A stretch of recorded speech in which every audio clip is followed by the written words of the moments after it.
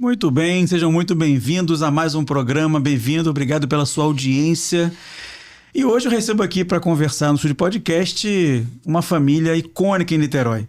Uma das 3 marcas mais conhecidas, quase 3 décadas de história, da qual inclusive eu, quando jovem, participei. E hoje, numa nova fase, numa nova etapa, continuo participando, mas agora com a minha família junto. No Estúdio Podcast hoje para conversar comigo, meus amigos Renato Marmo, Prazer. Robledo Marmo, Olá. que me deram esse privilégio de conseguir estar aqui hoje, né? Sou muito grato a poder conseguir ter tido agenda, disponibilidade e interesse de vocês estarem aqui hoje para poder a gente conversar. Show. E dar participação a outros que não sabem dessas histórias, que a gente conversou já aqui nos bastidores. Perfeito. Ou que nós conversamos quando nos encontramos nos restaurantes de vocês. Um pouco mais sobre a história, um pouco mais sobre os desafios encontrados e como funciona essa grande estrutura que são as casas que vocês possuem. Bem, para quem então não sabe, Renato Marmo e Robledo Marmo representam parte da família que controla o Grupo Sete Grill, que é certamente conhecido por todos que estão aqui assistindo. E mais recentemente, de 4 anos para cá, vai fazer 5 esse ano, né? O Aluri. Exato. Também. Né? Eles vão contar um pouco da história de quem administra cada casa. Eu sei que tem uma diferença aí, né? Quem conduz mais tal unidade, enfim. É o seguinte, quero começar sobre a história. O Robledo já me deu um spoiler contando sobre a sua história, porque tudo começa no início. Verdade. Né? Daqui a pouco, inclusive, tem uma foto da família. E eu acho, agora, Renato, falando sobre mim, quando a gente começa a entender a história daquilo que a gente hoje frequenta, consome, o valor aumenta ainda mais. Né? Vocês vendem comida. Mas não é só comida, a gente falou sobre isso agora há pouco, né? Tem toda uma preocupação com o atendimento, com a experiência. E isso vem de uma construção, muitas vezes, familiar. Perfeito, Né? perfeito. No último programa que eu gravei, eu conversei com uma empreendedora que está virando uma marca cada vez mais conhecida, especialmente em Caraí. Ela vende empadas. E ela contou aqui que a avó dela que iniciou o processo. E depois a mãe seguiu e ela agora edificou a coisa melhor, criou uma marca, registrou, abriu uma loja, tem loja física, não é mais só uma entrega de delivery. Então tudo tem uma história e eu queria começar por você. O Robledo me contou que você saiu da cidade de origem, que não é Niterói. Não, Né? é Rio Bonito. Rio Bonito. Na verdade, nós somos do interior de Rio Bonito, quer dizer, é uma cidadezinha, um lugarejo, 5º distrito de Rio Bonito. Na verdade, você vai ter a oportunidade de conhecer. Nós somos do interior, bem lá da roça. Eu já vi um vídeo, o Robledo mostrou um vídeo aéreo, que o lugar é lindo, né? Verde, maravilhoso. E uma coisa interessante que nós estamos dando continuidade, os nossos pais, nós fomos criados lá, e é a nossa raiz. Toda semana nós estamos lá, a gente, não todos os irmãos, mas a gente se reúne toda semana, a gente faz a nossa cavalgada, a segunda-feira, que é o nosso domingo, porque a gente normalmente trabalha sábado e domingo, né? Não vou dizer que a gente não tenha um domingo que a gente não vá lá e tal, mas, bom, dali foi onde que a gente éramos jovens, mas tínhamos os nossos objetivos, que é o quê? Vim para a cidade e, enfim, na verdade, ficamos lá, nós saímos lá e eu tinha meus 18, 19 anos. Uhum. E a minha irmã, isso aí eu tenho maior... Eu faço questão de falar. O Sebastião, casado com a minha irmã, ele trabalhava no aeroporto internacional e nos levou para trabalhar. Primeiro levou o Paulo. Paulo, que é seu irmão, não é isso? Paulo, meu irmão, que nós somos uma família, né? Que o Grupo Sete Grill foi, inclusive, o Eric, o pai do Eric, na época, e ainda tem participação, mas... Então ele nos levou para o aeroporto, levou o Paulo, levou o Orlando, e... Estamos falando do Galeão, né? Aeroporto no Rio de Janeiro, né? Não mais... Esquecendo já o interior. Já estamos vindo para a cidade. Para a cidade. Então... Atravessamos a ponte. Isso. Aí, nós conversávamos, irmãos, de ter o nosso negócio. Uhum. E Paulo trabalhava em companhia aérea, o Orlando também em carga aérea, e eu no Café Palheta, trabalhei 22 anos lá. Café Palheta. E aí Paulo falou, Renato, a gente conversava, pô, tá chegando a nossa época da gente voar, nós éramos empregados. Isso depois de umas 2 décadas, então, tanto para você quanto para eles. Isso, ele se aposentou lá. Aposentou lá? Isso. Olha só. Em empresa aérea. Eu acho bom falar sobre essa questão do tempo, porque eu estava escutando até um podcast esses dias que o maior adversário de muitas pessoas hoje é a questão do tempo. Elas veem na rede social que parece que num clique, numa semana, num curso, numa live, a pessoa se transforma completamente. Mas é um amadurecimento de anos, né? A base de conta... Nós amadurecíamos. Décadas, no caso de vocês, né? Então, a gente trabalhava muito, né? Tipo... eu, principalmente, tinha hora de chegar, de entrar, coisa que hoje o funcionário, eu passo sempre para ele, para os garotos, cara, vocês não tem que se preocupar com a hora de ir embora, entendeu? Então, eu acho que se a pessoa, o cara tem objetivos na vida, ele tem que pensar que ele tem que se dedicar, porque o que ele está semeando ali, ele vai colher lá na frente. E se ele não semear coisas boas, ele vai ter dificuldade. Bom, aí... Em 94, eu entrei em 72, 94, Paulo Renato, tem um negócio bom pra gente em Niterói. Aí Vocês moravam na época em São Gonçalo? Não, nós morávamos... Rio? Eu morava... Nós primeiro morávamos lá em Vila Isabel, tá? Passamos um tempo lá. Meus vizinhos, eu sou da Tijuca, então. Aí... Estávamos perto. Ia morar na Alameda ali com a minha irmã, e essa que meu cunhado nos levou para o aeroporto.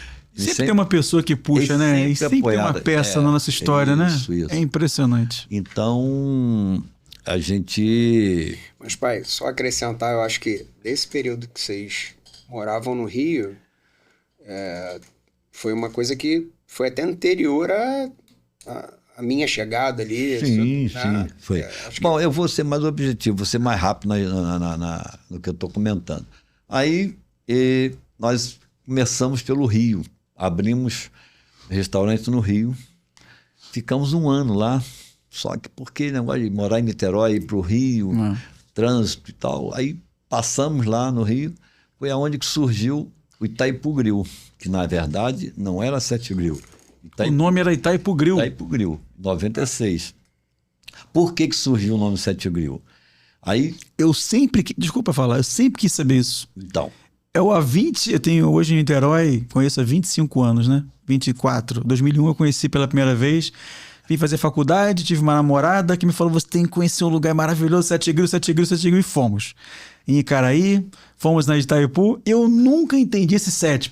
Será que é 7 ondas? Será que é 7 pessoas? Será que é... E você não era de Niterói essa época? Não, eu nasci no Rio e vim pra cá exatamente em 2001, quando eu tinha 20 anos. Eu sou de 81, com 20 anos é que eu conheci Niterói. E aí e essa namorada que morava em Itacoatiara, ela me apresentou a cidade, né? Eu não conhecia nada daqui. Até então, meus avós tinham um casinho em Maricá, né? Porque Maricá era um terreno bem abandonado, e a gente passava pela Alameda só para poder ir para Maricá.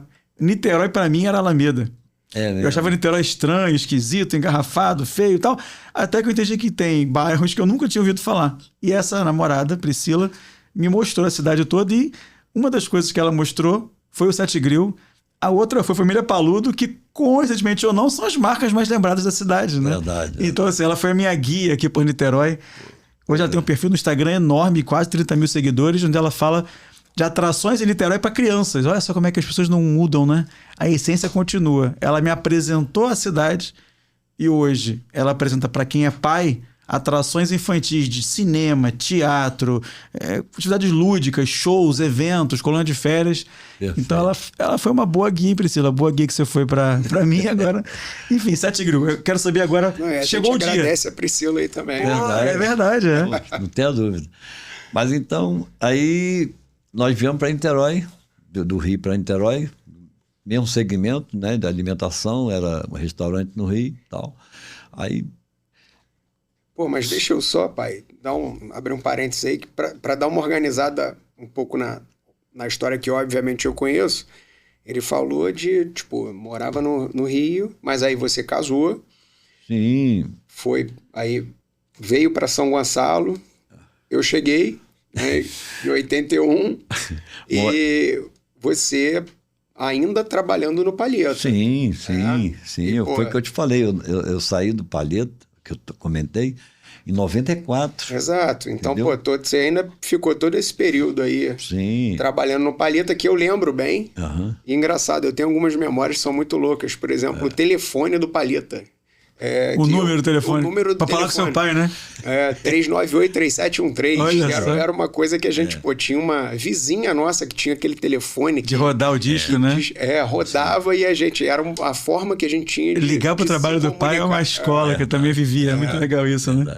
Não, e uma coisa, vamos falar um pouco lá do aeroporto do Palheta. Eles, crianças, era um evento quando eu levava eles para o aeroporto, lá para o Palheta, pro meu trabalho, que eu tinha uma abertura no aeroporto lá, com a minha vivência, o conhecimento que eu tinha.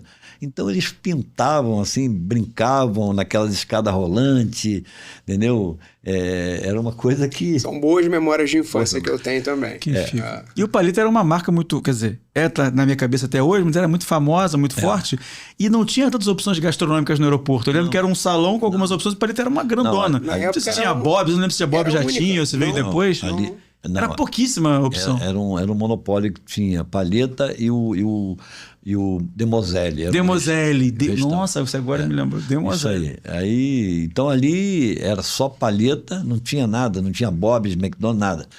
Então, Palheta, muitos anos, tinha... Era só ele. Depois, agora, de uns... Eu saí, faz 30 anos que eu saí, né? Então, até o Palheta no aeroporto, hoje em dia, não tem quase nada. Mas aí tem várias marcas lá. Sim, agora virou um Então, shopping. Em cima disso aí, eles viveram muito o aeroporto lá comigo, que, na verdade, quando eu saí, pedi demissão, cheguei no diretor, levei minha carteira, pedi demissão, ele falou, não, isso não pode acontecer. Que isso, Renato? Eu digo, não, cara, eu vou viver a nossa vida, eu com meus irmãos, a família, vamos abrir nosso negócio e tal. E ele não entendia nada. Aí eu falei, olha, estou dando um mês para você, de repente, me dar que eu estou saindo. Bom, Um aviso organizar, prévio se invertido. reestruturar. isso aí. Né? Então, eu não cheguei pedindo, falando que estava saindo. Mas passando meses, anos, eles me ligavam, me chamavam de volta e... Quer dizer, aquilo ali para mim foi uma vida. Eu aprendi muito. Faço sem ideia. dúvida.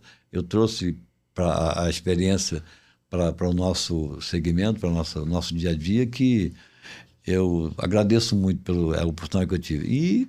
Então, aí surgiu esse ponto em Itaipu, nós abrimos em Itaipu. Lá, Onde é hoje ainda o Sete Grill. onde é Aquela o Sete loja Grill. grande, né? É isso.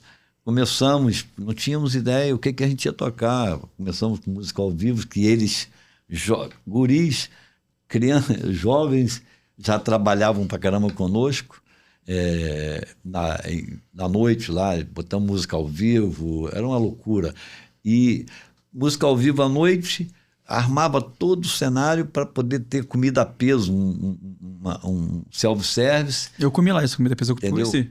Então, era uma luta. E à noite, a gente chegou à conclusão que era um segmento que não tinha retorno. À noite.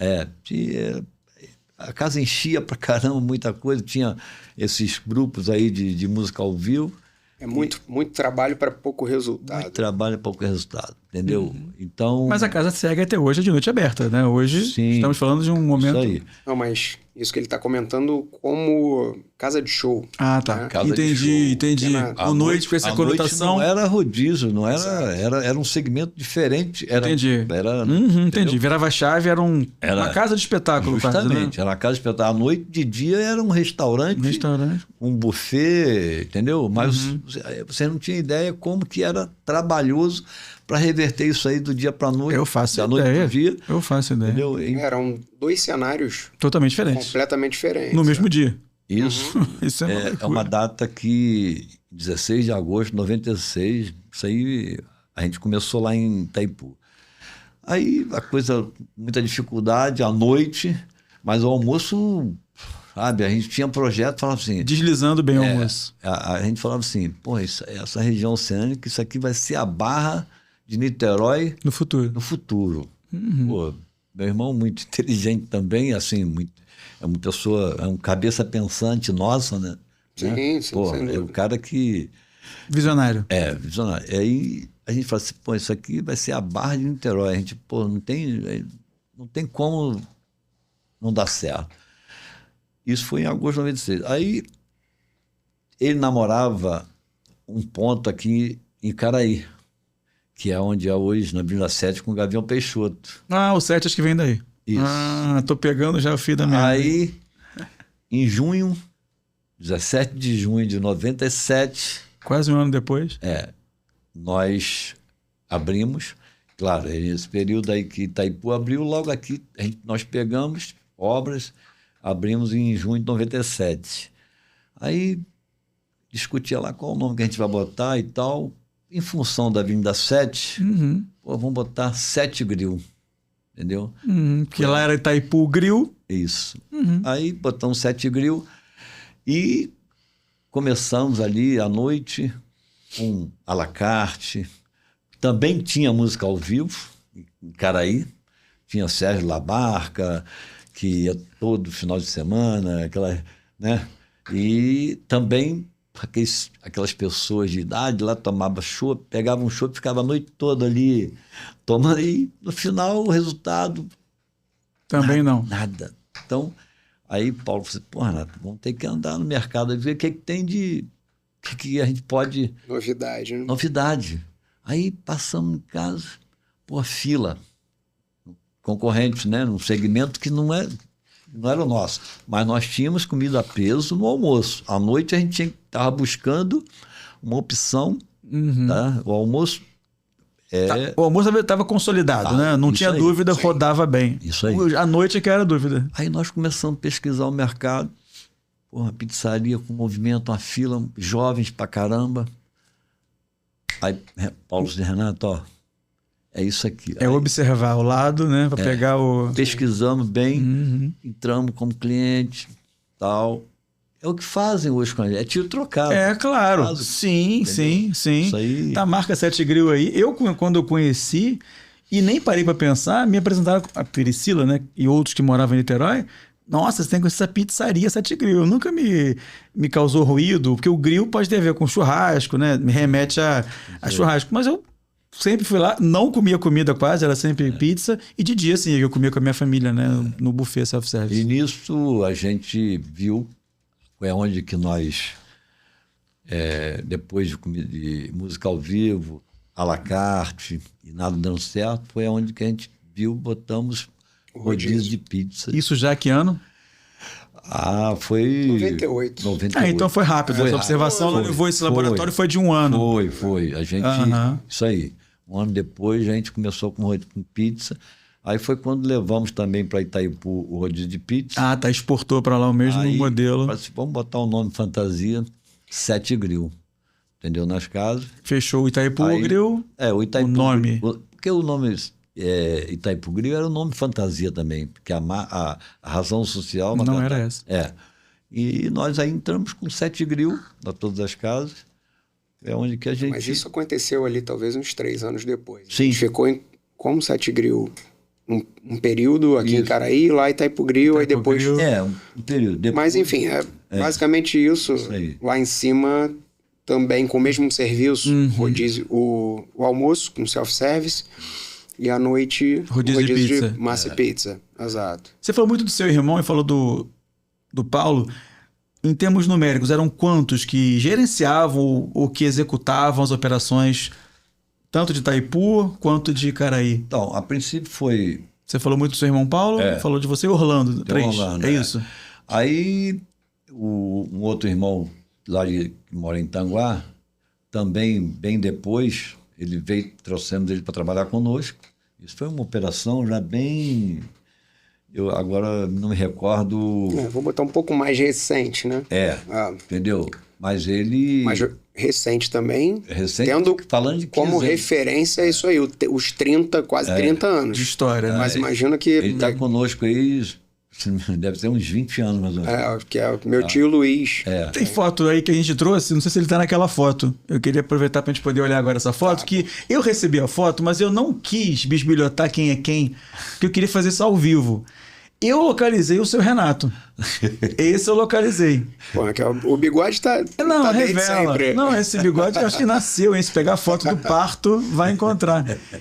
Me localiza, Renato, assim, você eu já localizei, tá aqui embaixo, Isso. né? O segundo à direita. Agora, me dá uma panorâmica pra família toda. Eu acho que o Flávio consegue botar essa foto no capítulo, não consegue? No primeiro episódio? Então, quem tá vendo esse vídeo agora ao vivo, né, no YouTube, tá vendo a foto cheia, não tá vendo assim, a imagem de longe, tá vendo de Isso, perto. Quem é quem aí? Nomeia pra mim, pra gente poder conhecer os personagens da sua história. E do Robledo também, que veio disso aí tudo, né? Eu falei, o meu lado aqui tá o Orlando. Esse aqui é o Orlando. Isso, Casado com a sua irmã. isso. Aham. No canto inferior direito, né? Isso, aham. Perto do senhor aí na foto. Aí tá o Luiz da ponta lá, tá? À esquerda. À esquerda. O Paulo é aquele barbudo lá atrás. da minha mãe, né, do lado do outro irmão meu, o Edésio. O Edésio é o pai do Júnior. Olha, eu não sabia, não. Isso. Eu sei que são primos, mas eu não sabia quem era filho de quem. Exato. O Júnior faz ali o Sete Grill de... Caraí, trabalha né? no Sete Grill de Caraí, fazendo a gestão operacional do rodízio. Legal. Acho que eu já tinha Porque percebido. o Luiz fica mais no almoço em Caraí e o Júnior fica à noite. Porque, veja bem, isso se faz necessário, porque são duas operações, dois horários, né? Normalmente, o Orlando, por exemplo, ele fica em Itaipu, almoço, e eu fico mais à noite, entendeu? Eu sempre vejo isso fechando, já sei bem. Então... E são equipes numerosas, né? Então a gente depende ali de uma liderança específica. E você percebe que a nossa filosofia, muita gente convida, pô, vamos abrir no Rio, cara, vamos levar o Sete Grill pro Rio. Quer levar a marca para outros lugares, né? Entendeu? Porque, pô, mas só que a gente a nossa política de abrir muita coisa, você acaba se perdendo. Sim, pode acontecer. Então, você vê que indo ao Sete Grill numa unidade, Itaipu, Caraí, vai encontrar sempre um de nós, né? É a mesma coisa, no Alore você vai encontrar um Robledo, ou em Caraí um Luiz de manhã, ou um Júnior, que é o sobrinho, e enfim. Agora eu vou retornar lá atrás um pouquinho. Uma vez o Robledo, ele se formou na advocacia e falou assim, pai, eu queria sentar e conversar contigo. Eu vou lembrar ele aí que ele... Peguei de surpresa, inclusive, isso aí. Vamos lá. Pai, eu estou me formando aí em advogado, mas, cara, não tocou meu coração. Não tocou meu coração. Na minha cabeça, eu pretendo dar continuidade na empresa. Daqui a alguns anos, você, tio Paulo, tio Orlando, não vão trabalhar mais, digamos assim. Sim, vão querer descansar então, um pouco, né? Eu botei na minha cabeça que, porra... Vou dar sequência. Vão dar sequência ao Sete Grill. Lembra dessa, Bido? Desenvolve aí. Vamos lá. Então, eu achei assim, isso aí o máximo. Que legal. Sabe? Quer dizer, ele que se convidou, né? Justamente. Que legal. Então, e com isso, você vê que conosco, comigo, com o Paulo, com o Luiz, o Orlando, tem de uns anos para cá, se bem que mesmo desde jovens, eles pegavam, defendiam o dinheirinho deles, né? E hoje nós temos aí o filho do Paulo, o Eurico, que é meu sobrinho, que né? Temos o Júnior, que veio lá de Rio Bonito, que é o filho do Edésio. Seus pais aí, como é que chamam? Eu não sei. Eu nunca perguntei pro Robledo. Eurico Marmo, de Miranda, né? O seu pai? Eurico Marmo. A história aí também é o seguinte... Marmo é italiana? É italiano. Suspeitava que era, mas vale perguntar. Essa é minha madrasta. Sua madrasta. Meu pai ficou vivo na época com 8 filhos, né? 4 homens e 4 mulheres. E a minha madrasta também ficou viúva na época com 3. Isso, aí 2 anos depois que eles ficaram viúvos, eles se uniram. juntaram, E a família? Aí 11, com mais 2 que meu pai teve, que foi o Luiz. Com ela? Justamente. Com ela, o Luiz e a Ana Carla, entendeu? Essa é do meio que tá. Ana Carla é aqui de laranja? Isso, Aham. isso aí. Aí nós estamos falando a de preto é Miriam, Eurica, Regina, Lá Thelma, atrás. Ângela, aí o Paulo lá atrás é Tia Selma. Selma, isso aí. Essa foto foi em Rio Bonito. Foi. Propriedade Foi da na família. na fazenda. Naquela foto que você mostrou uma vez da Isso fazenda. aí. Entendeu? Então, e o Zé Geraldo, que de amarelo. É isso aí. Estamos aí. Bom, aí. Você falou em família, vou fazer só uma reflexão antes que a gente perca esse ponto. Foi concebida a empresa de vocês já em família, né? Pelo que você falou, foi o Paulo saindo da companhia aérea, você já percebendo que era para abrir uma coisa de vocês. E a família hoje, né? O próprio Robledo, em algum momento, pediu a você, pai, eu quero dar sequência a isso. Não sei se Júnior também, se Eurico também. Como é hoje a estruturação da família nesse negócio? Eu não falei do Renato, o outro meu filho, né? Aham, é verdade, não falamos do Renato. É isso aí. Meu irmão cuida do setor de entregas. É isso aí. Aqui de Caraí. De Caraí. A gestão, é importante a gente falar também que é de certo modo independente. A gente tem uma reunião de alinhamento Das que acontece casas, todas das as casas. semanas, onde a gente debate os pontos que são necessários ali para tocar o negócio de uma forma coesa, né? Sim. Mas a gente tem uma gestão que é independente. Então, meu pai, junto com o meu tio Orlando, Itaipu. cuida de Itaipu. Júnior e tio Luiz cuidam aqui de Caraí. Eu fico no Alure e tenho uma ajuda muito grande do Eurico. Ele tem a participação muito intensa. Faz assim dá um ampassão, ele está assim, sempre, em todas as casas que necessita, ele tem a presença dele, mas ele fica mais no Alure comigo. E o meu irmão cuida do setor de entregas. E tio Paulo, como meu pai falou, O overview. Exatamente. Olha por cima. Mas isso foi sendo natural? Ou seja, essas posições ocupadas por esses jogadores todos, esses players, foi sendo orgânico, ou seja, foi acontecendo? Ou alguém ali no time de vocês lidera esse processo? Não, você tem mais perfil para isso? Testei, não gostei. Como é que é essa dinâmica? Porque é uma empresa familiar, e existem vários benefícios em ser uma empresa familiar e várias questões aí que são típicas de cada família. Como é que é essa inteligência para gerir pessoas? Então, você até, pai, se me permite responder isso aí. De alguma maneira foi orgânico, assim. As coisas foram acontecendo, mas óbvio que, a gente conversa muito. Né? Essa escola, eu tenho dentro de casa. A relação que eu tenho com o tio Paulo, com, meu irmão, o Eurico, a gente troca muita ideia. E, de alguma maneira, a gente vai se encaixando. Né? De acordo com o que cada um tem de perfil. E também... Gosto, né? Exato. E baseado também no que a casa tem de necessidade. É verdade. Não, Né? só um detalhe aí. Eu tive um período aqui em Caraí, numa oportunidade que Itaipu estava assim, se tornou houve uma necessidade. Sim. Aí foi aonde você falou uma coisa muito legal. Tem sempre, às vezes, um remanejamento pensante de alguém. Peraí, olha só, vamos mexer em fulano, vai para cá e vem outro para cá. Mas foi o que eu falei, pai, de a gente conversar. Acho que de modo geral, Sim. Né? Júnior veio, a gente pegou, vocês, né, encaixaram ele em Caraí. E, ele foi se autodesenvolvendo. O próprio Luiz, na época que veio, liberou. Para ir para Itaipu, exato. O Luiz, na época que veio para Icaraí, eu era a operação de Icaraí. Foi quando que o Luiz veio, foi ganhando experiência, foi treinado, foi onde que me liberou, eu fui para Itaipu. E tem muito dessa coisa, assim, é muito característico nosso ter uma pessoa, um de nós em cada uma das unidades. Isso, sim, já percebi bem isso, né? Então é uma coisa que eles sempre fizeram questão e faz sentido pra gente, dentro do que a gente tem de cultura. Isso cria até uma característica que é particular à nossa marca. As pessoas que vão às nossas casas são recebidas por nós. Sim. Né? E uma coisa que é muito de Niterói também. As pessoas verdade. gostam de ser cumprimentadas pelo dono. Não que a gente necessariamente se posicione como dono, mas Sim. tem Faz essa uma coisa da diferença, recepção feita por nós. Né? Então, hoje em Itaipu, quase que 100% das vezes aí que o cliente vai encontrar meu pai. Eu tô no Alure também, full time.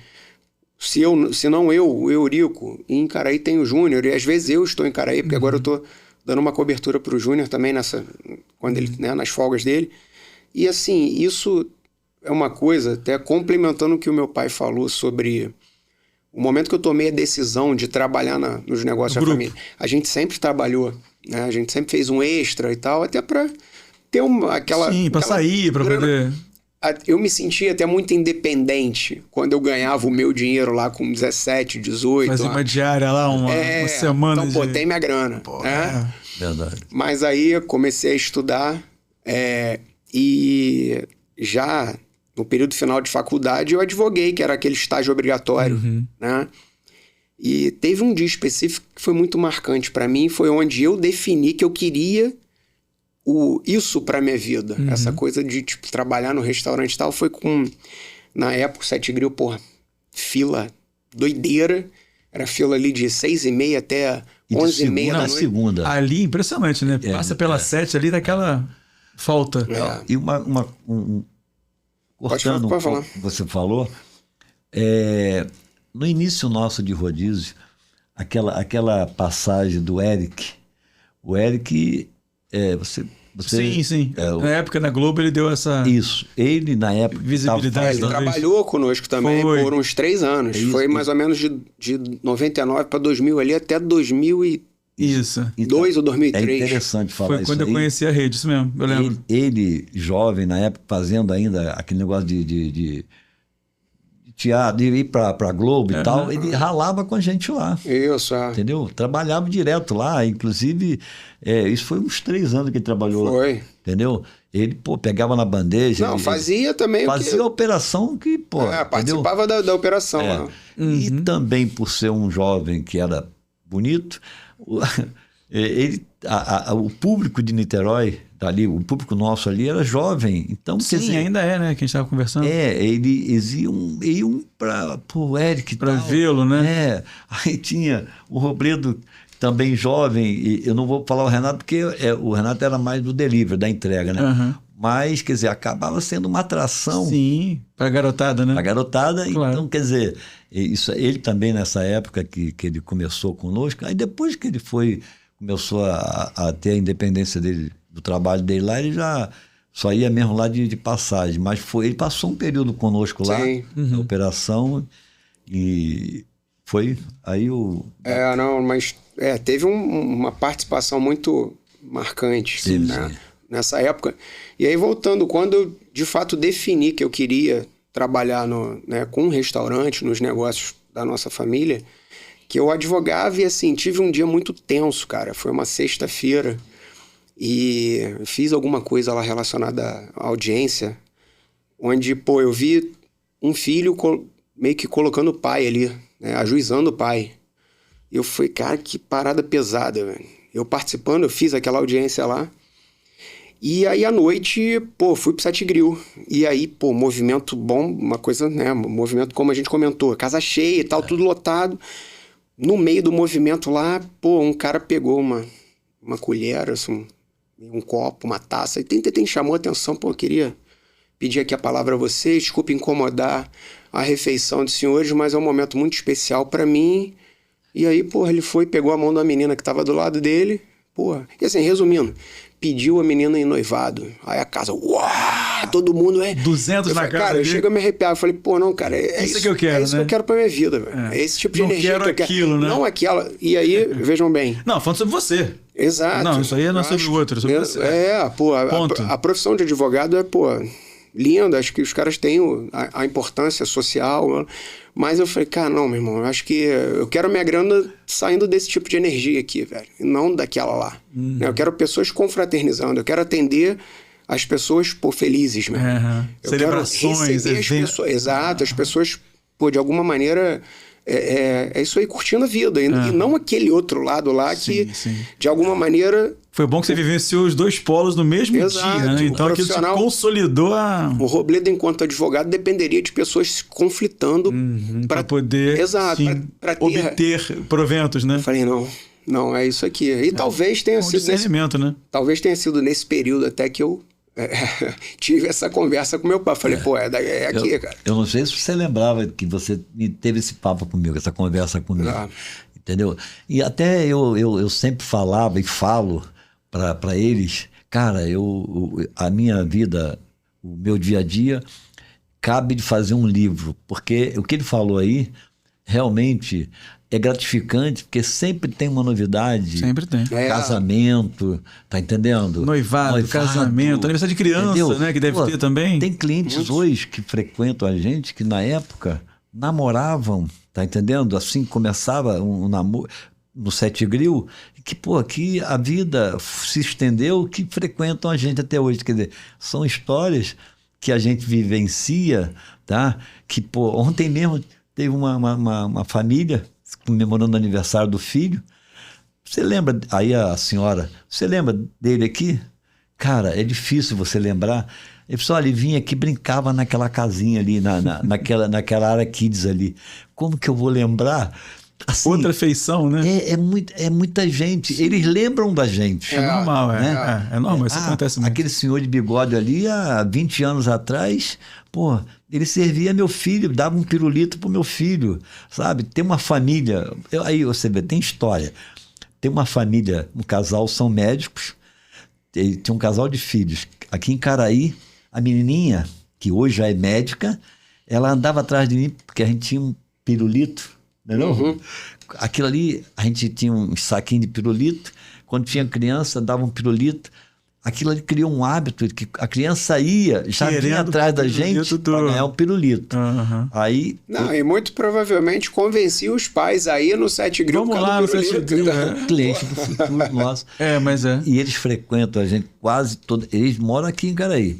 Vão em Itaipu quase toda semana. Para poder passar um momento lá. E assim, os pais dele, dela, no caso, que é o pai e a mãe, vão lá, já, senhores, mas gente boa. Aí eles frequentavam em Caraí. Então, quer dizer, a gente vive situações que é o que eu falo, eu saio de casa muito satisfeito, muito feliz.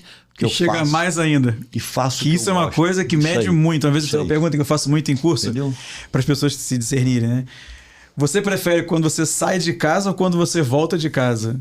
E tem gente que identifica que é um peso alguma das duas etapas. Amigo, quando tem esse peso, quer dizer alguma coisa. E quando tem a satisfação, é o contrário. É bom ir, é ótimo voltar. Bom. Não, e de alguma maneira, eu acho que nesse tipo de pergunta aí você esclarece muitas coisas sobre você e a vida que você está levando. Sim, na hora. Não, eu acho que é até um sentimento que meu pai tem, a gente não enxerga o que a gente faz como trabalho, cara. Definitivamente, com peso. Eu acho que talvez isso, porque eu conheço muitos negócios familiares que, na verdade, são pesados. O filho sente-se obrigado a trabalhar no escritório do pai, porque o pai é um advogado, o pai é um procurador, o pai é um juiz.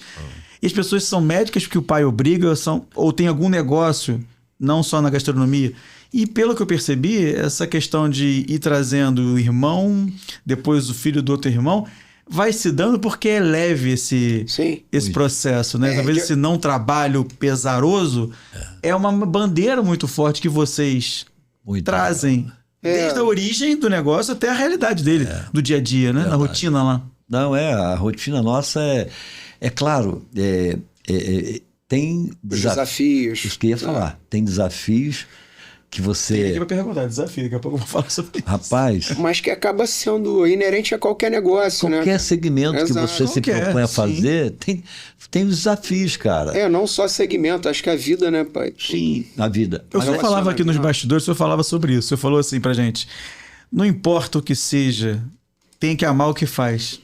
É isso, né? É isso aí. Todo negócio vai trazer sua... Cara, você, para lidar com o público, conforme o nosso caso, você tem que ter o teu emocional trabalhado, sabe? Porque, claro e evidente, eu tô lá, eu não vou agradar, quando eu falo eu não vou, o Sete Grill não vai agradar a 100%, né? De repente tem alguém ali que não está satisfeito, então chama a gente de uma maneira... mais rude, mais agressiva. Então, é onde que eu falo para a nossa equipe. Cara, você tem que estar trabalhado, sabe?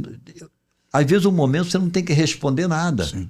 É só ouvir, entendeu? Você tem 2 ouvidos exatamente para escutar. Você tem que escutar mais e falar menos, entendeu? É verdade. Então, quer dizer... esse tipo de desafio é que a gente tem que estar preparado, porque eles acontecem, tá? No dia a dia. a nossa situação não é um mar de rosa todo dia. Não. De maneira alguma, entendeu? Então, quer dizer, eu digo isso.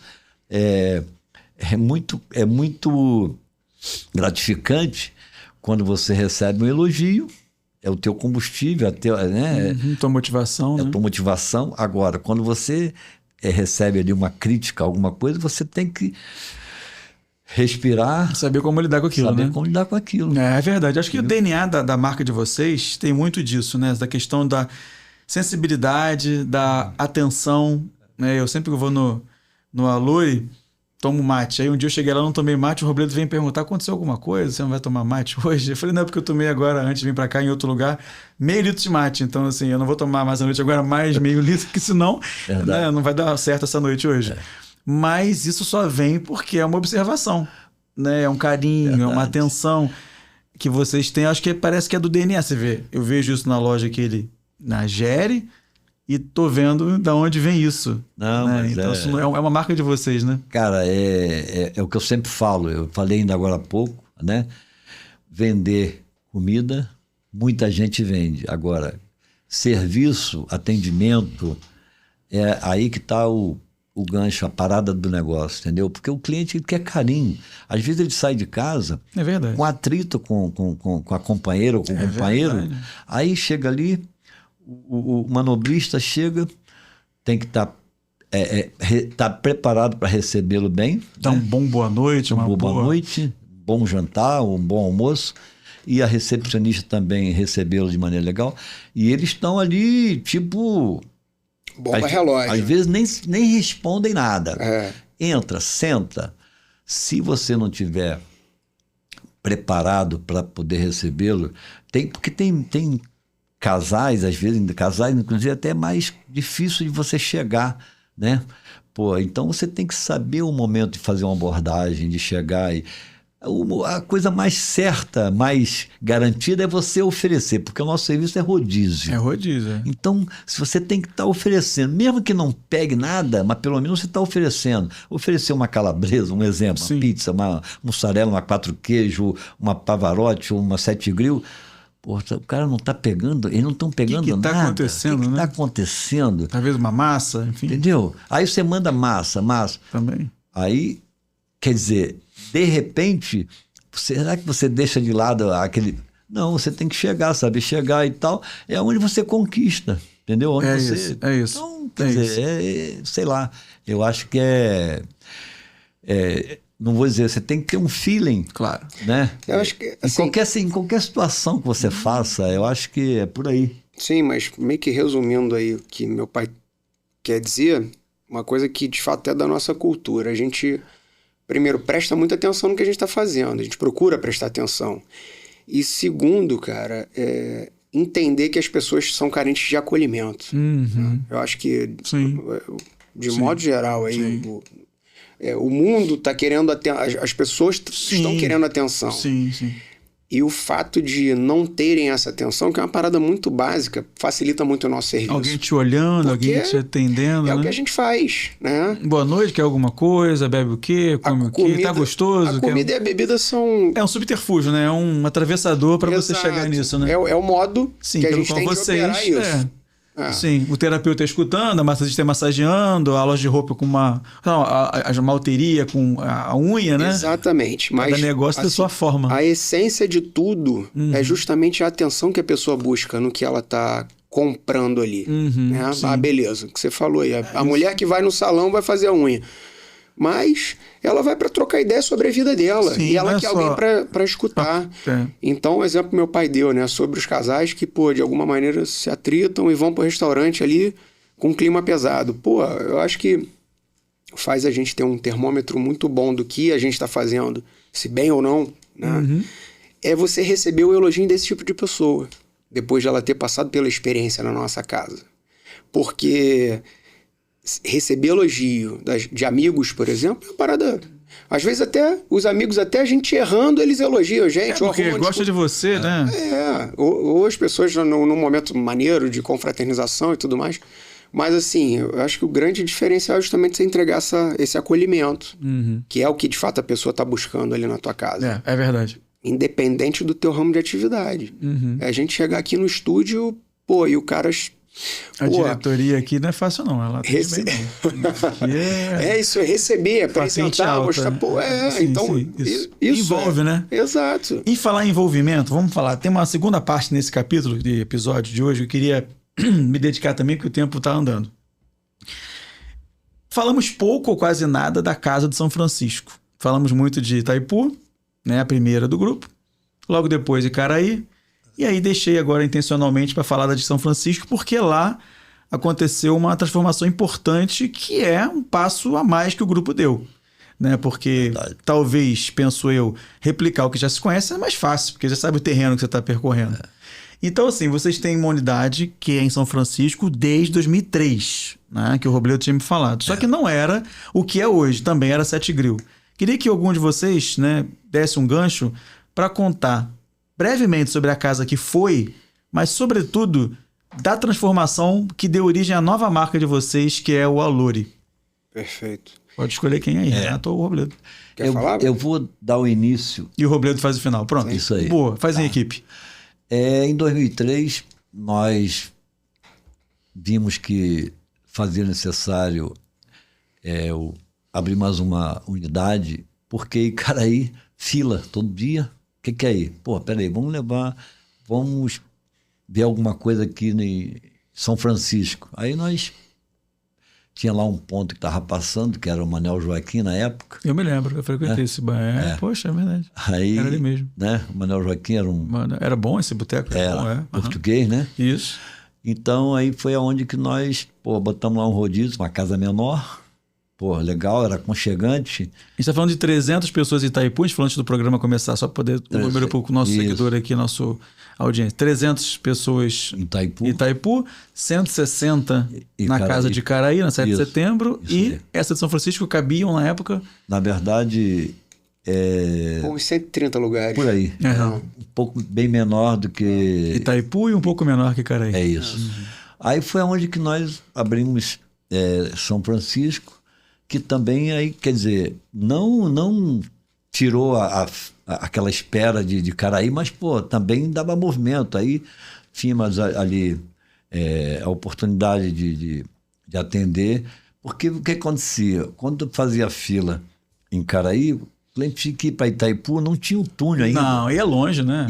É um chão, né? Mas hoje com o túnel é bem mais rápido. Sim, na época você às vezes olha pro relógio, 8 da noite, estou aqui, Icaraí, vou até Itaipu sem túnel. Não, mas São Francisco foi uma oportunidade de aproveitar a grande demanda que a gente tinha em Icaraí. Né? E de fato aconteceu. Né? Foi. Lá a gente começou a ter um serviço, a gente colocou um serviço que era similar, né? O modelo foi replicado em São Francisco, o modelo, como era Icaraí e Itaipu. Não tinha o self-service apenas, a gente abriu só com rodízio à noite, justamente para captar aquele cliente que tinha interesse no rodízio, mas que eram filas das 19 até o fechamento da casa, então foi um tiro certo. Assim. Aí botamos o rodízio em São Francisco, depois implantamos também um sistema a peso. De self-service, mas aí que já foi bem mais recente. Foi depois. Isso aí foi 2015. Foi. 2015. E essa casa seguiu bem? Seguiu. Aí, até a pandemia. Justamente. Aí veio a pandemia, entendeu? E que, poxa, a gente sofremos um baque aí, porque eu acho que todo... Eu acho que nenhum negócio conseguiu dizer diferente disso. Isso aí. Então, mais uma coisa interessante. Delivery, para nenhuma pessoa que eu conversei falou que substituiu ali, ainda que tenha aumentado a força dos pedidos, ninguém conseguiu ter o mesmo movimento do que no presencial. Agora, uma situação interessante aí. Na época da pandemia, o Grupo Sete Grill não demitiu, assim, para dizer que não demitimos uma meia dúzia em Itaipu, que eram os mais novos, que estavam em experiência ainda, então que era menos custo até, sim, né? Sim. E ficamos fechados naquele período aí de lockdown, né? Justamente. Foi de março a agosto. Não. Foi. Não. E ficamos 3 meses fechados. Não, pai. Mais, cara. Não. Pode. Olha só, não, só rememorando isso aí. Março fechou, com 20 certeza. de março. Isso. Abril, maio, no mínimo junho, no mínimo 4 meses. Pois é, então. Aí, mas demitimos só no grupo todo, uma meia dúzia em Itaipu, e felizmente a gente conseguiu manter a equipe. O efetivo. O efetivo. Aí veio quer dizer, o movimento já não era aquele do Já passado. não estava mais, é verdade. Caraí já não era aquela fila que dava frequência. Cara, mas aí, assim, muito, muito natural. As pessoas estavam reticentes de ir pra rua ainda. Sim. Na reabertura da cidade, que aconteceu, foi em agosto, que reabriu a cidade. Agosto de 2020.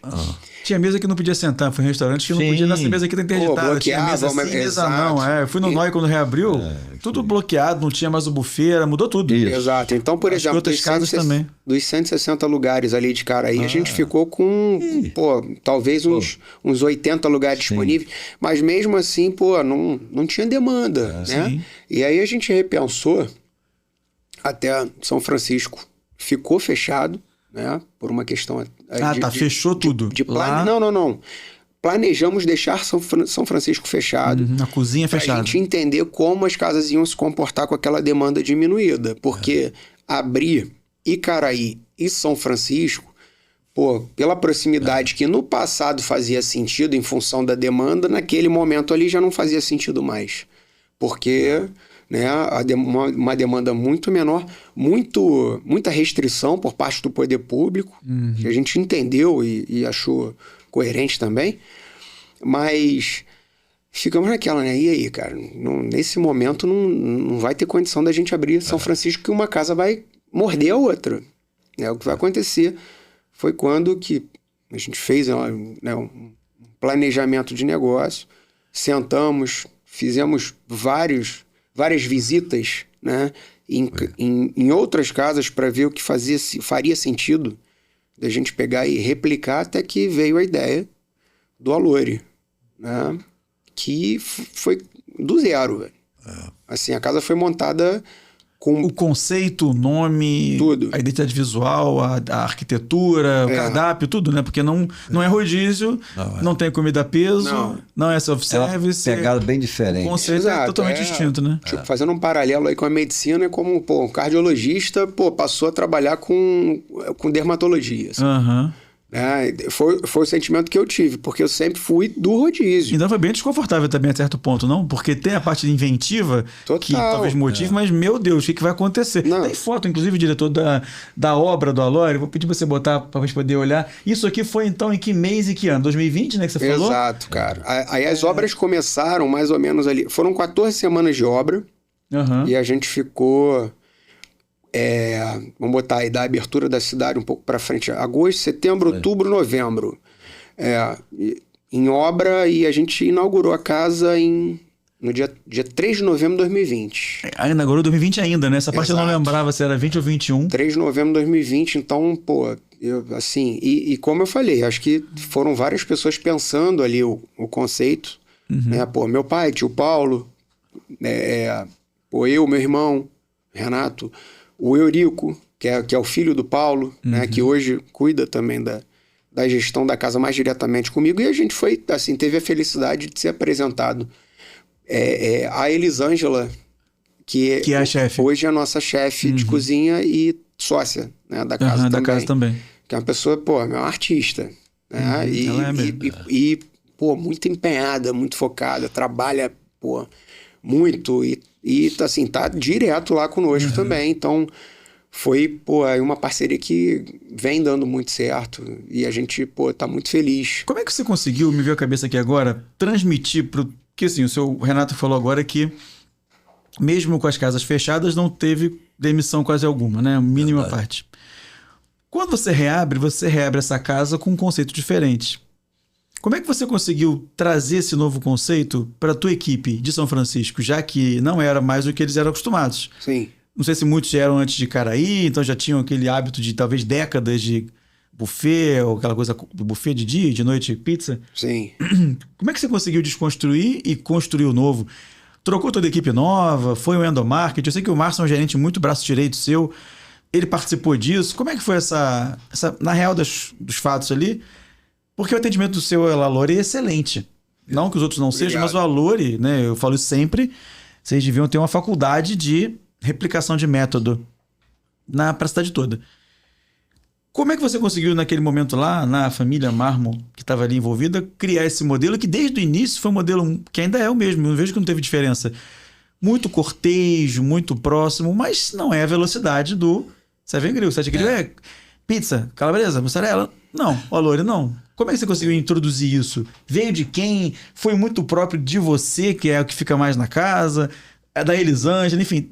Eu creio que não seja ela, porque ela é da cozinha. Como é que veio esse modelo de atendimento específico, que não é exatamente o mesmo tipo de negócio do Sete Grill? Então, a gente teve ali a participação de outros profissionais que foram contratados, né? A gente fez aí na época algumas imersões, né? A casa estava funcionando já, mas sem estar aberta. Então, cozinha produzindo, comendo, né? Os garçons recebendo treinamento lá de serviço de vinho, contratamos um mixologista que assinou a nossa carta de drinks e fez o treinamento com o pessoal lá talvez ali uns 3 dias, 4 dias com a gente fazendo. E até teve uma situação curiosa, eu, meu primo, meu irmão, pegamos esse mixologista e ele, cara, o que vocês têm de ideia para casa? Falei, pô, mano, na real, assim, não sei, a gente esperava isso de você. De você. Né? Pô.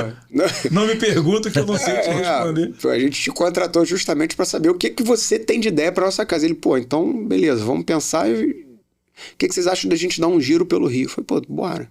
Aí teve uma noite que nós 3 com um amigo e o cara, né, a gente rodou 5, 6 bares, assim. Pô, final da noite você imagina, né? Pô.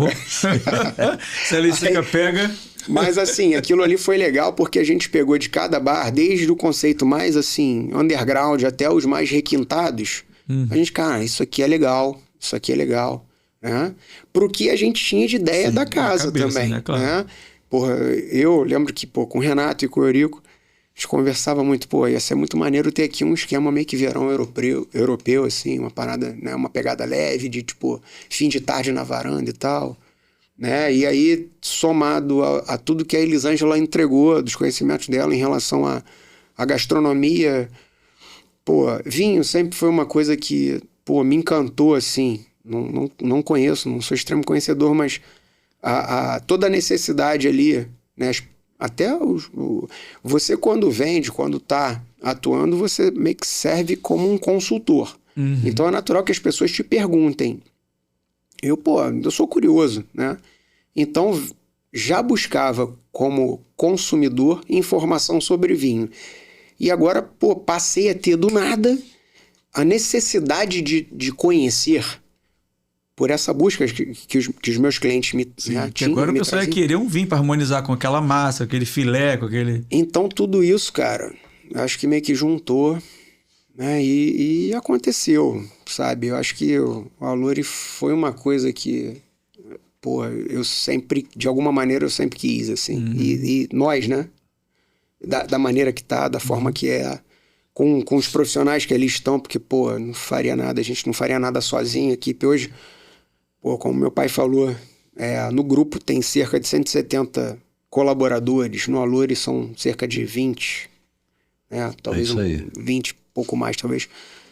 E assim, é uma galera que ajuda muito a gente, nossa garotada é muito boa, né? Pô, você falou do Márcio aí, o Alexandre, que são os 2 mestres ali, pô, os caras, cara, são 10, e a gente deve muito a esse pessoal aí, pô, coisa que... Eles trouxeram muito de cultura, que é esse acolhimento até ao colaborador. Eu acho que todo o reflexo que a gente tem ali, tudo que a gente entrega... Pro cliente. Pro cliente, não só no Allure, mas também no Sete Grill, acho que vai muito da relação que a gente tem. Com os colaboradores, né? Com eles, cara. Porque não tô falando isso da boca para fora, acho que é uma coisa até que, como você falou, a percepção você tem, você sente. Então a gente, pô, é muito interessado e preocupado no que os caras têm de necessidade. À medida do que a gente pode ajudar, a gente ajuda. Que seja trocando ideia, né?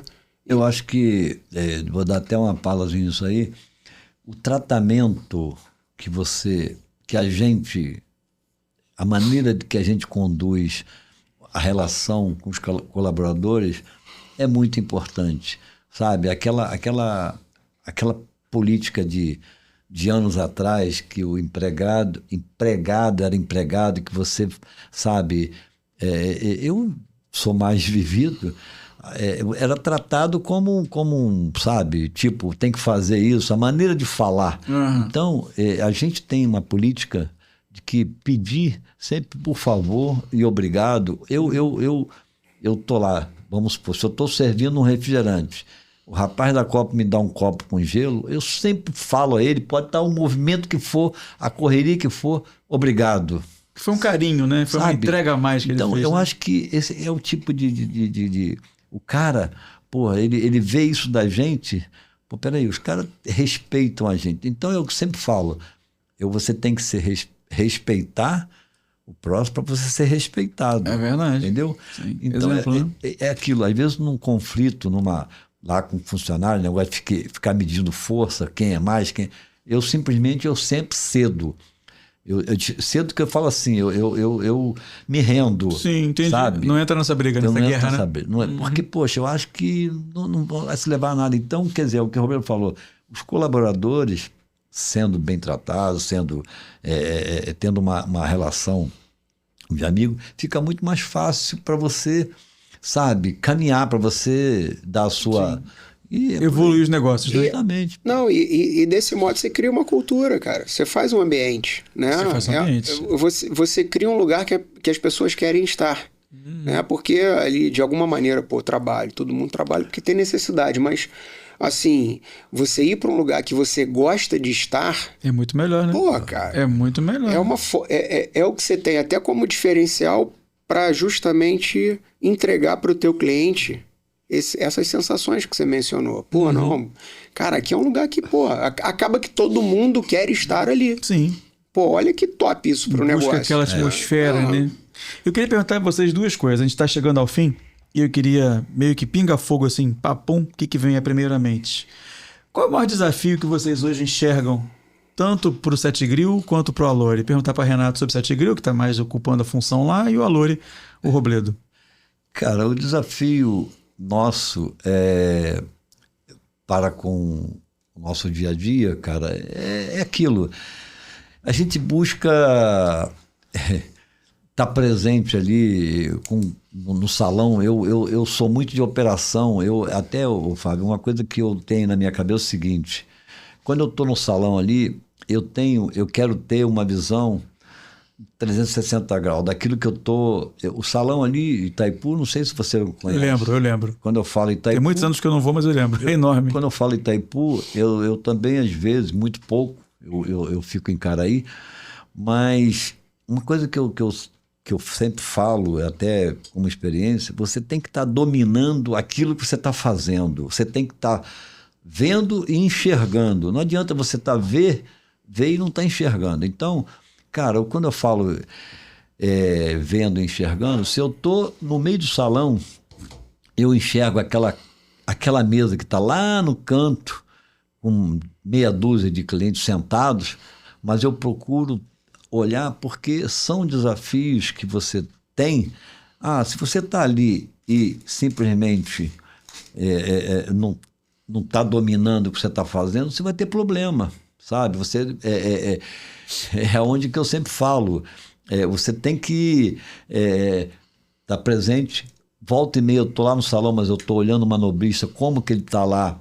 A supervisão, a supervisão, né? Entendeu? Então, esse é o principal desafio. Tá conseguindo estar atento a tudo. Eu acho que... Tudo dentro do possível, né? todo, nem é tudo, é todo, né? Não, claro e evidente que, às vezes você tem uma discrepância, porque...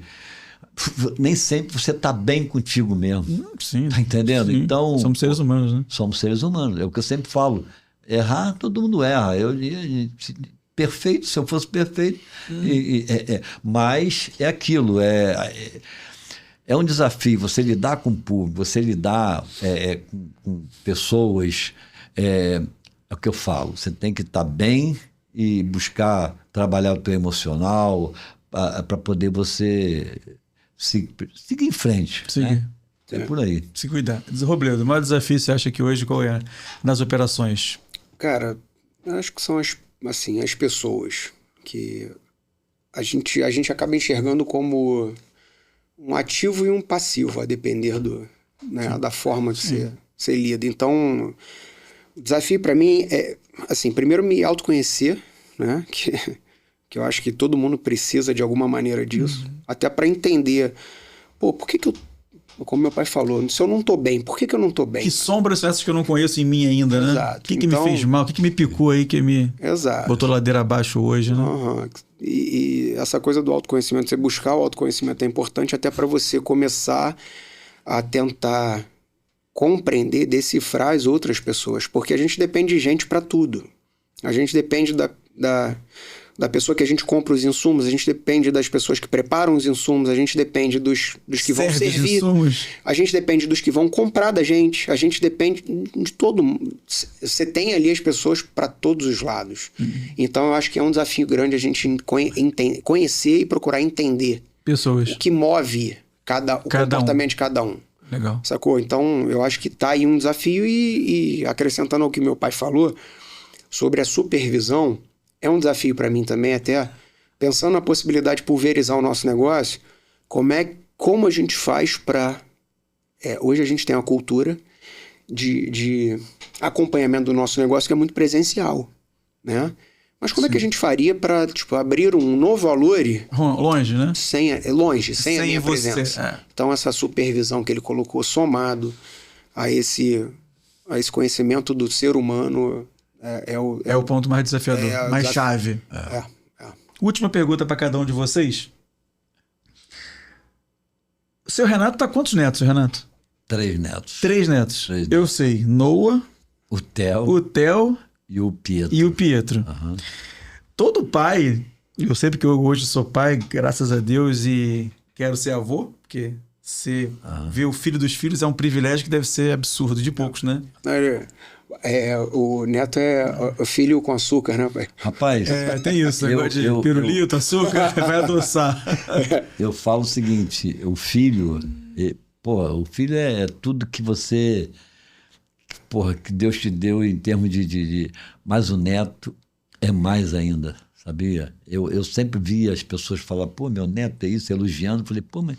Cara, as pessoas... Babação, né? Babação. Cara, eu não vou ser assim não, maluco. Pronto. É pior, pô. Chegou o Noah, acabou com tudo, veio o Pieta, arrasou. Não vou ser assim, né? Pô, 3 vezes mais. Você fica muito bobo, assim, muito... Você se entrega. É muito legal. É muito bom. Na verdade, assim, o pai, né, pro filho é uma inspiração, e o avô também é. E a minha pergunta tem muito a ver com isso, pro Robledo também, que ainda é pai só, né? Não é avô ainda. O pai pode ser, assim como o avô, um conselheiro sobre vida, sobre relacionamento, sobre negócio, sobre trabalho. É uma referência e uma orientação de vida. Se colocando nessa posição de conselheiro, e o Robledo também, que conselhos vocês dariam para vocês mesmos anos atrás, olhando agora a história de vida toda que vocês tiveram até aqui? O seu Renato mais do que o Robledo, obviamente, mas... Se você pudesse voltar no tempo e aconselhar você mesmo de alguma coisa que você não fez, de alguma coisa que você fez e não foi bem feita, de alguma decisão que, implicou numa viagem que trouxe umas turbulências que não foram tão bem-vindas, existe algum conselho que você daria para você mesmo e o Robledo, para ele mesmo, não um para o outro? Tal qual eu daria para o meu filho ou para o meu neto, ou seja, com muitos carinhos, que ajudaria a iluminar melhor o caminho, porque esse episódio também é um pouco sobre isso, é sobre... inspirar quem está assistindo a entender que é uma história, que há decisões, né? Que houve empregos, demissões, decisões, lojas no Rio, Vila Isabel, São Gonçalo, Rio Bonito, o irmão que veio depois, o filho do irmão que também veio. A vida é assim. Nesse olhar pregresso, qual conselho você acha que poderia dar a você mesmo lá atrás e que teria sido muito sábio para vocês? E Robledo também depois. Cara, eu vou te falar uma coisa que eu volta e meia eu faço um retrospecto da minha vida pessoal, profissional. Eu, muito jovem, eu trabalhava na roça, eu pensava, cara, não é isso aqui que eu vou querer, não. Eu quero trabalhar com comida. É mesmo? Lanchonete. Juro, eu quero trabalhar com comida, sabe? Um bar. Tanto é que quando eu saí lá da roça, eu até falei que vim direto para o aeroporto. Não, Eu fui trabalhar em Tanguá, é um município... Eu conheço. Município próximo a Rio Bonito, sim. levado pelo meu cunhado, Orlando. pai do Eric, Tá. trabalhar num bar do pai dele e da mãe dele. Trabalhei lá na época, isso foi em 70. Eu lembro que a Copa do Mundo de 70, eu vi nesse bar, tinha uma praça na frente, para você ver que eu sempre tive meu projeto de vida profissional, era que vou trabalhar com comida. Aí trabalhei lá, de lá foi aonde que vim para trabalhar no Café Palheta, que era um restaurante. Trabalhar com comida, Palheta tinha um restaurante, café, Sim. sabe? Toda aquilo que eu sempre pensei. Eu comecei lá no Palheta, era como limpando o chão, banheiro, tá? Aí atendia, vendia cafezinho, enfim. Comecei do nada, cheguei a gerente geral. Foi quando que, na época, eu saí.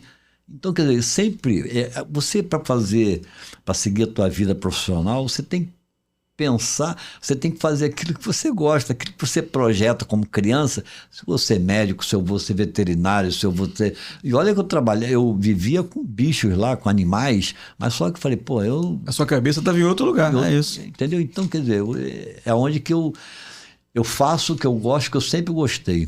Entendeu? Então o seu conselho seria esse, né? Você se deu esse conselho, né? Sempre. Você se deu esse conselho lá atrás para você mesmo. Pois é, então. Comida, bar, se eu restaurante. tivesse de fazer, eu não seria funcionário público hoje. Se eu fosse jovem, eu seria a mesma coisa. Eu ia começar toda a minha trajetória para chegar onde cheguei, entendeu?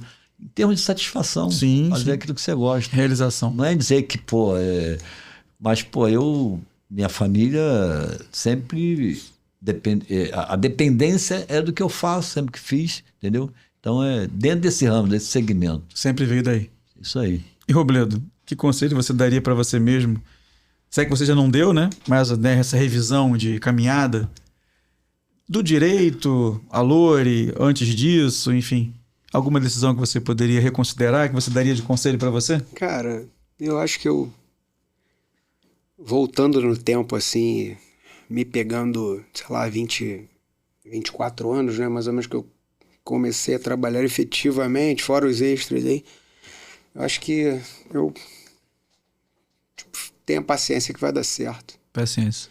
Não que eu tenha chegado no final já cumprido, porque os objetivos eles vão se reconstruindo, Sim, recriando, sim. né? Mas até baseado nessa reconstrução, nesses novos objetivos, essas novas montanhas aí que você decide escalar, Desbravar, né? talvez aí falar, continua se preparando, continua buscando informação. Raramente, aquela história de que raramente o nível de sucesso, ele está acima do nível de desenvolvimento pessoal. Então, meu irmão, continua se dedicando que vai, e fé em Deus, né? Acredita, você vê, eu acho que um exemplo muito claro para mim hoje é o Alore, que enquanto Sete Grill a gente, tava ali uma casa legal, Sim. mas sem muita perspectiva, vieram os desafios, né? Que eu acho que fazem a gente também repensar esse momento, as tormentas, né, são obriga, importantíssimas. Né? Te pressiona a sair do lugar. Eu acho que são muito melhores, inclusive, do que os momentos de felicidade, porque é ali que você repensa a tua vida, né? Recalcula a tua rota, e foi o que aconteceu no momento de pandemia, né? Que foi um momento tenso demais para todo mundo, pra gente não foi diferente. E é isso, cara. Eu acho que fazendo a tua parte, aquela história de que, não que eu seja exatamente uma pessoa religiosa, mas eu tenho, né? Sim, a sua conexão. Eu tenho a minha conexão exata. E assim, Deus é o Deus do impossível, mas o possível tu tem que fazer, velho. Né? Então, é o que a gente tá fazendo aqui. É isso. E é isso. Voltaria e falaria, meu irmão, continua que é por aí. Segue esse caminho. O nível de cobrança, que eu acho que é uma coisa também que te pressiona. Me tira do eixo, a minha autocobrança. Calma, cara. Vai com calma que vai dar certo. Ótimo. E é isso. Ótimo. Gente, eu quero... E uma última coisa. Que é um princípio bíblico, inclusive, né? Honrar pai e mãe. Poxa, isso é... Vocês são exemplos para mim de leão. Sempre vejo isso. E aqui, não só meu pai, né? Mas eu tenho tio Paulo também, que é uma pessoa muito importante pra gente. Verdade. E, cara, eu sou muito agradecido por essa escola que eu tenho. Né? E eu acho que eu queria aproveitar esses últimos minutos aí pra falar isso pra... Publicizar isso. Exato. Pro meu pai aqui, pessoalmente, e pro meu tio. Pô, minha família, acho que é o centro de tudo. E agradeço, cara, o convite e a oportunidade aí. Pô, obrigado a vocês.